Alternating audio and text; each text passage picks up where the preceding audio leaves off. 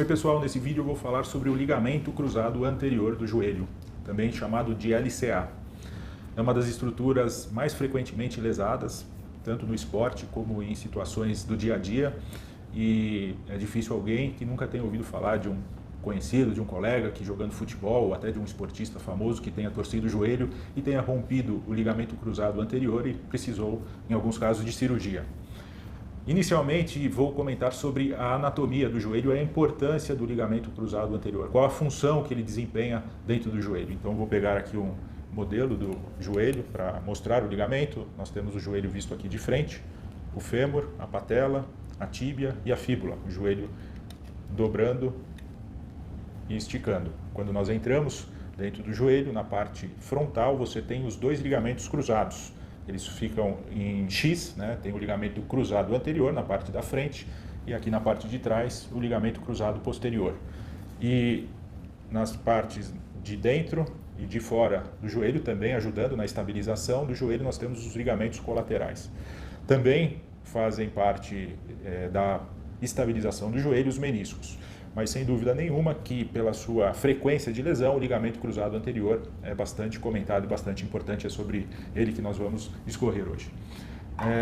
A história da lesão do ligamento cruzado anterior, muitas vezes o paciente chega, o doutor estava jogando bola no final de semana e muitas vezes até sozinho mesmo, a hora que eu fui dar uma cabeçada, quando eu caí no gramado, fui apoiar meu pé, senti um barulho, deu um estalo, uma dor muito forte, caí no chão, não consegui mais jogar. Meu joelho inchou, tive que sair amparado pelos colegas e foi uma situação bastante incômoda, né? O paciente chega relatando tudo isso para você e aí você já suspeita, né, pelo histórico de uma lesão relacionada ao ligamento cruzado. Existem vários testes que você faz com o paciente, são exames específicos, né? Você palpa o joelho, faz alguns testes ligamentares para confirmar a estabilidade ou não do ligamento e também você consegue detectar eventualmente ou fazer algumas hipóteses de outras lesões associadas. Mas a história é uma história, como eu disse, bastante típica. O paciente que teve uma entorse, relata um estalo e um inchaço e você vai suspeitar dessa lesão do ligamento cruzado anterior. Após o exame físico, normalmente são sugeridos alguns exames complementares de imagem, como a ressonância magnética ou uma radiografia, que podem confirmar esta lesão. Você vê na ressonância a ruptura do ligamento cruzado anterior. E diante desse diagnóstico, algumas possibilidades de tratamento serão discutidas com o paciente. Como em outras lesões, o tratamento sempre tem que ser individualizado, não existe uma mesma receita para todos os pacientes. Tem pacientes que têm uma ruptura do ligamento cruzado anterior e que certamente vão precisar de cirurgia. Existem outros pacientes com esta mesma lesão que podem ter um tratamento não cirúrgico, um tratamento que nós dissemos tratamento conservador, uma reabilitação fisioterápica pode solucionar o problema desse paciente.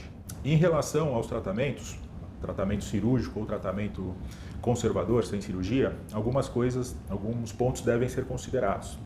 A idade do paciente, a vontade, o desejo de continuar uma prática esportiva ou não, a presença de instabilidade, pacientes que têm um falseio, né, têm uma instabilidade franca quando estão caminhando ou quando, por exemplo, vão descer um degrau, vão descer a guia da calçada e sentem o joelho falsear em situações simples.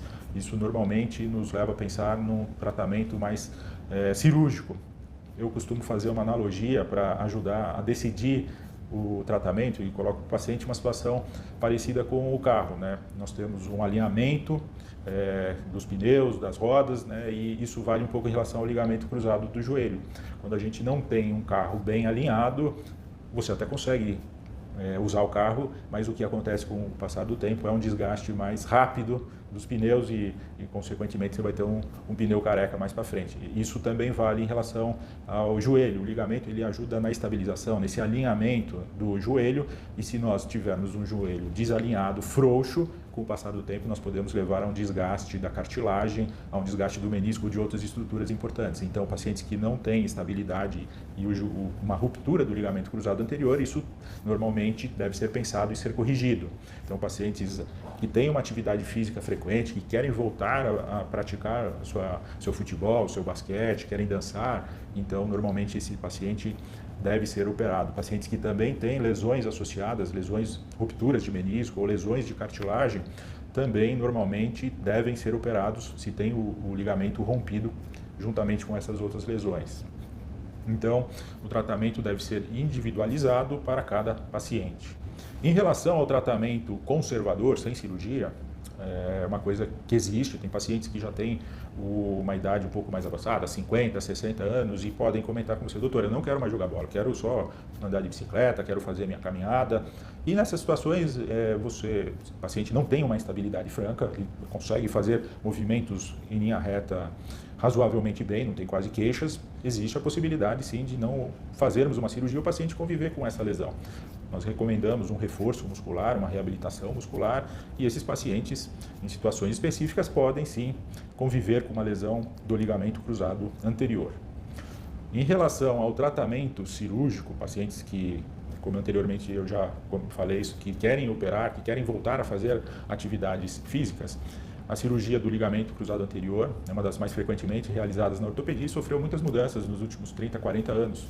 E hoje ela é feita fundamentalmente com o auxílio da artroscopia, através do vídeo, através de pequenos orifícios, nós conseguimos reconstituir o ligamento. A cirurgia normalmente ela é realizada e é feita uma reconstrução do ligamento cruzado. O ligamento, quando ele se rompe, nós não conseguimos costurá-lo, nós não conseguimos utilizar o ligamento original e precisamos fazer uma reconstrução. E para isso, normalmente, nós usamos alguns tendões que existem no próprio joelho e que podem ser colocados como substitutos do ligamento cruzado anterior. Então, existem os ligamentos, os tendões flexores, né, o semitendino e grácil, e também o tendão patelar, que são os mais comumente usados na reconstrução do ligamento cruzado anterior.